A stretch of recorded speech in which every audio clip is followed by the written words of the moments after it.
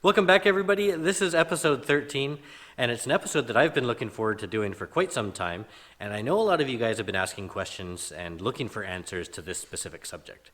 The subject is heat treatment, and it's really important because the previous episodes, what I've shown you shaping of the forward monocoque fuselage frames for Hawker Typhoon JP843, a lot of you have asked what the temper of the material is, and the material that I've been using is O condition, which means that it's annealed and it's very soft and it's easy to work with and much easier to form than when it's in the T3 condition.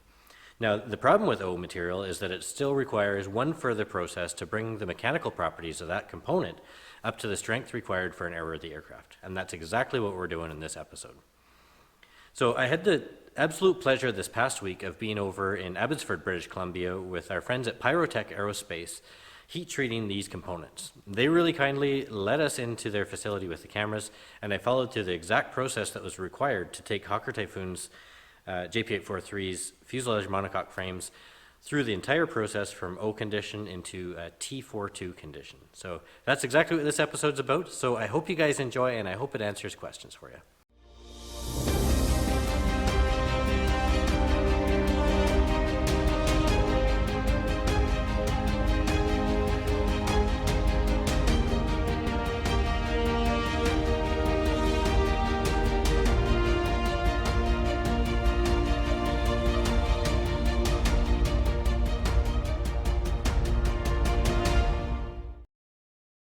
So the crystallization process of aluminum begins to form as soon as the material starts to cool after being poured into its ingot form. And what happens within the material is that the atoms of aluminum begin to slowly group together quite randomly throughout the material and form what are called unit cells. The unit cell for aluminum is what they call the face-centered cubic type. And they call it this because the lattice that the atoms create is actually cubic in nature. Atoms taking position at each one of the intersections around the cube, as well as centered directly in each face of the cube. These unit cells start to grow and multiply, and they grow and multiply in an outward direction randomly throughout the material. And you have to kind of picture this because they're all on different axes as they begin to grow.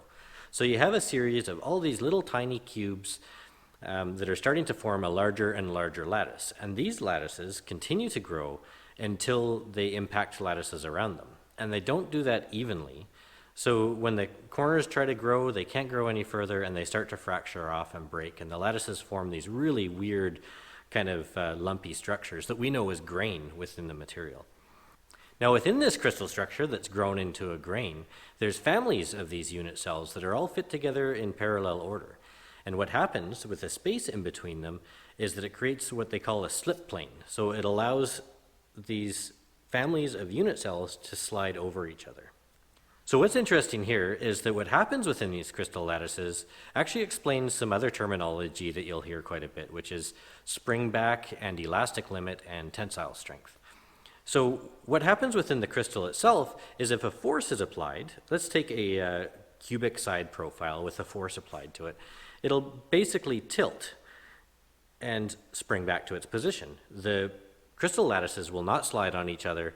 They're within their elastic limit, so they're just going to return to their normal position when that load is removed.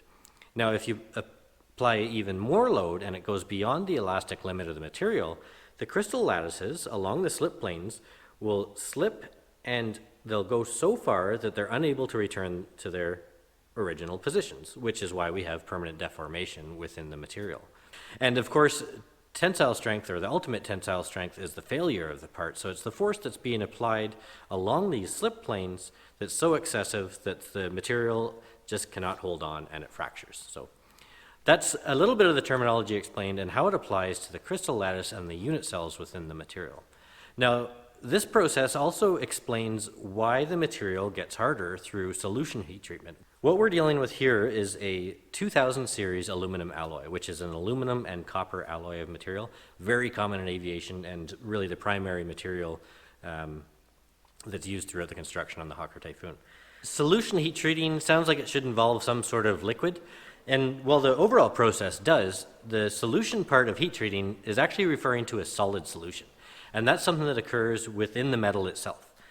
The process takes the material and it puts it at an elevated temperature that's just below the melting point of the material. This is calculated by people much smarter than I, so I won't go into that. But it's placed at this temperature and it's held there for a certain period of time, which is known as the soak time. What happens within the metal during this soak time is that, if you remember our little unit cells that are made up of aluminum atoms, well, because this is an alloy, there's now copper atoms in there as well. And as the temperature within the material increases, it turns into what they call a solid solution that allows the atoms of the materials to start to move around. As they move around, some of these copper atoms displace the aluminum atoms within that unit cell lattice structure that I talked about earlier. But once that soak time's up, they want that solution to stay as is. They don't want those atoms to separate. So you need to quench it, and it takes that material from its, in this case, 920 degrees Fahrenheit, into a quench tank very, very quickly to basically shock it and freeze it exactly where it was. This freezes those copper atoms in with the aluminum atoms and gives you that nice alloy lattice. So out of the tank, the material is in a state called as quenched. It's not something that lasts very long to my understanding, and it quite quickly transitions into a condition called W. And W is a unstable state, and it's where the material is beginning to age harden to give it the mechanical properties that we need for an aircraft part. What happens now is quite interesting, and it goes back to our unit cells, slip planes, and the crystal growth that I talked about earlier.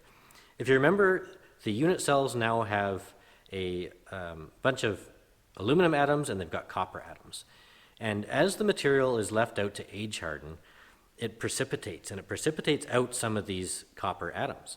And these precipitate into the slip plane areas that we discussed. So if you look at that side profile where you have your elastic limit of the material and you can bend it and the cube comes back to its position, and then you have it where it permanently deforms because those the slip planes slide and cannot return to their position. Now it's got little tiny pieces in there that make it harder and harder to move, which also increase the elastic limit of the material. And after a certain period of time, the material itself reaches the mechanical properties that we're looking for because of this process.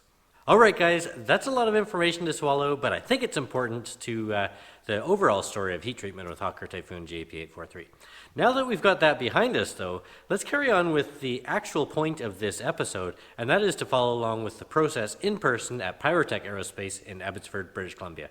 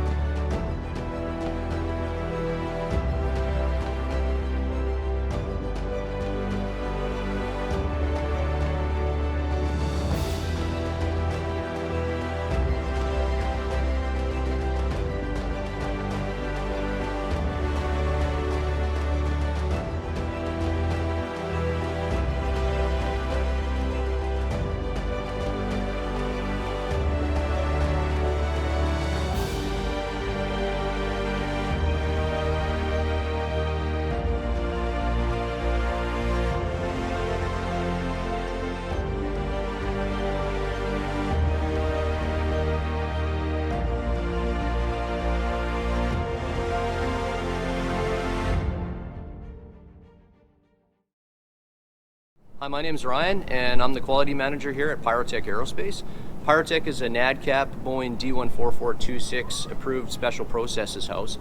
So we basically specialize in the processing of aluminum aircraft parts. So we heat treat aluminum aircraft parts. We also do age hardening of PH steels, so 15.5, 17.4. And we also do our own in-house testing. So we do Rockwell hardness and eddy current testing on basically everything that comes in and passes through Pyrotek. So just to ensure that we meet the specification.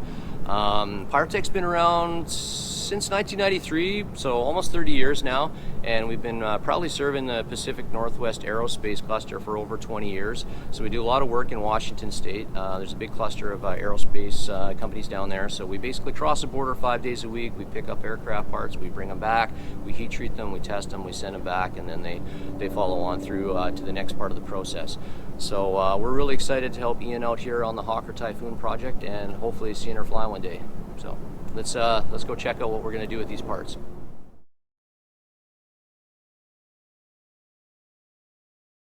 First things first is I check my pod in the system to make sure that everything looks all right, make sure that I have the right length, the right thickness, I have the right weight, I have everything like that. But in this situation, I don't have the length ready, I don't have the weight ready, so I'm going to separate all the parts according to what the thickness is per the thou, and then I'm going to throw them on the scale, weigh them out, measure them out, and then I'm going to make sure that everything looks good in the paperwork, everything looks good in pod, and I'm going to send them on through to heat treat.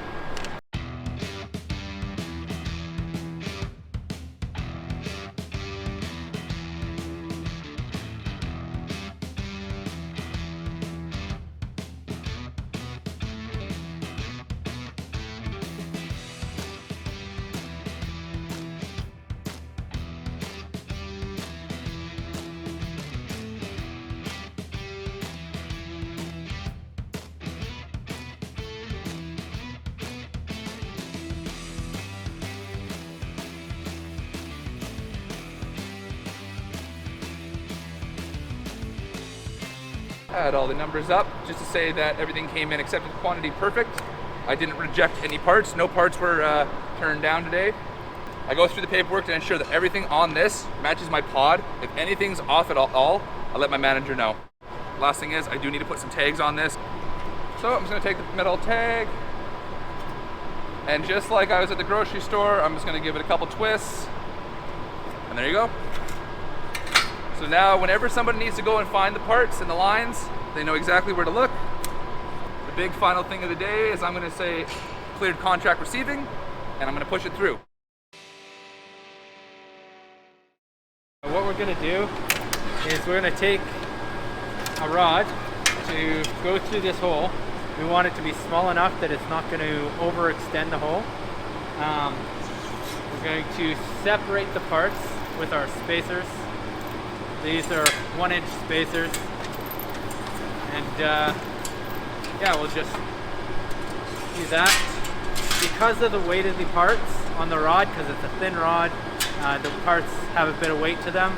We're going to throw a whole bunch of spacers in the middle to keep the weight off to the sides from when we go and hang it over here, so that the rod doesn't droop down like this. We want it to be as level as possible when we tie it down, so that it will stay vertical with the quench.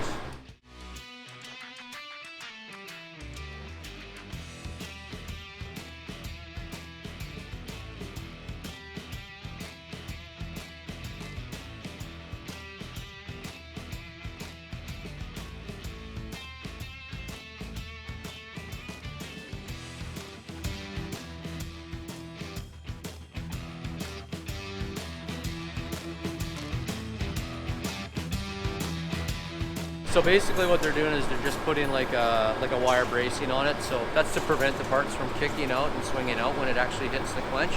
So depending on the part size and the shape, some parts we need to restrict the movement a little bit more than others. Being that these parts are 32 and 50 thou and they're a little bit longer, they're a little bit more susceptible to warpage. So we're just putting some of those wires on just to prevent them from, like I said, kicking out. So hopefully they'll come out pretty good, but we'll see shortly.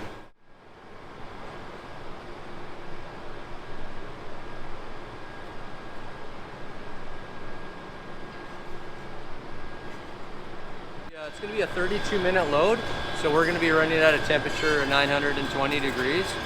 So basically these parts are going to be almost to the point of melting. So we're going to be really, really soft. And then after it's 32 minutes, we're going to open up the doors and we're going to actually see the quench process where the parts are going to drop into the quench. And then at that point, we'll take them out of the quench, we'll put them into the rinse. From the rinse, then we'll take the parts out and put them in the freezer. And then we'll check our straightening then. So basically we're running it's a gas-powered furnace.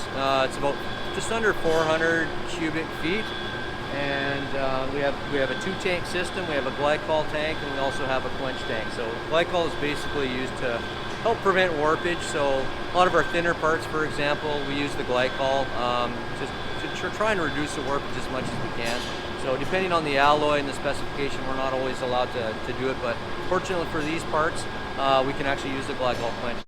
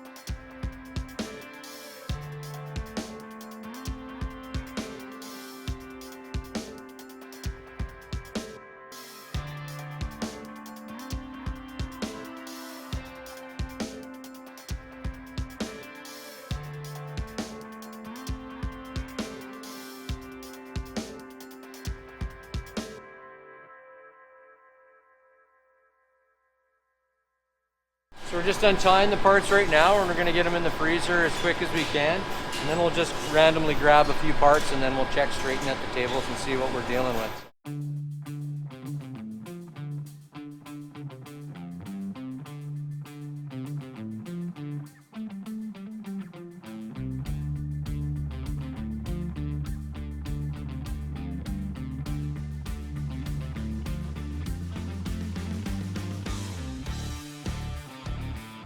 This is our walk-in freezer. We keep all of our ice parts in so we can preserve that W condition.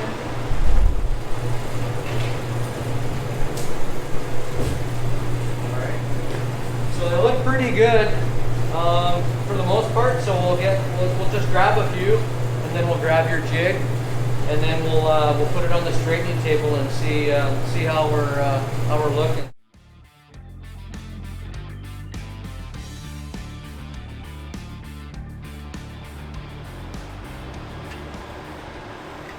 So it's hard to even say if this is any of the little tiny deviations have anything to do with the heat treatment or the quench. It's more than likely stuff that was there, because we're talking, in a lot of cases, 10,000ths of an inch. It's absolutely beautiful.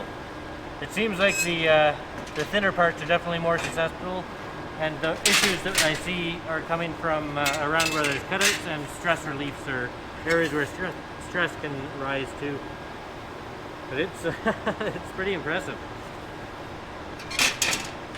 And I'm so glad, because I did not want to work these things. I thought I was going to be into it for a couple days. That one's got a little bit of a twist.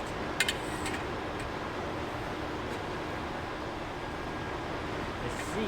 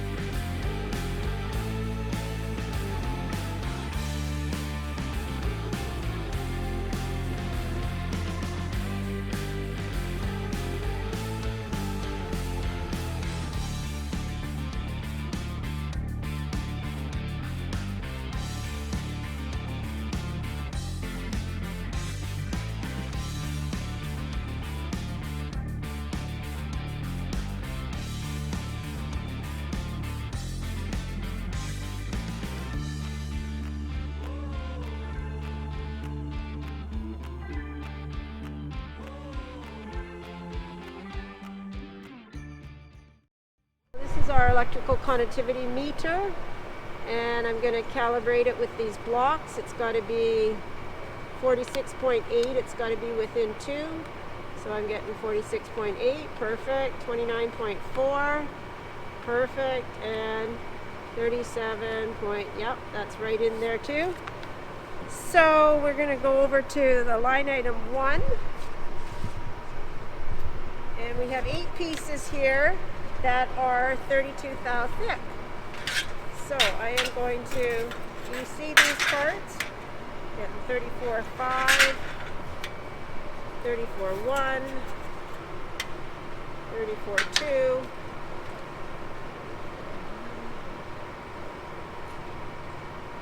So I'm going to record these. We don't want to get our parts mixed up. The different thicknesses require different EC ranges. And we like to EC them all over the parts.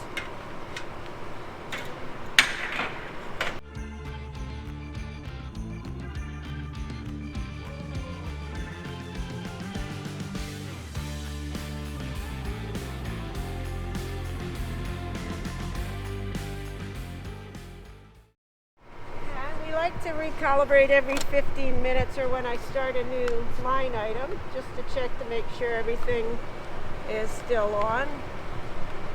Perfect. Line item 2 is here and it's 28 pieces.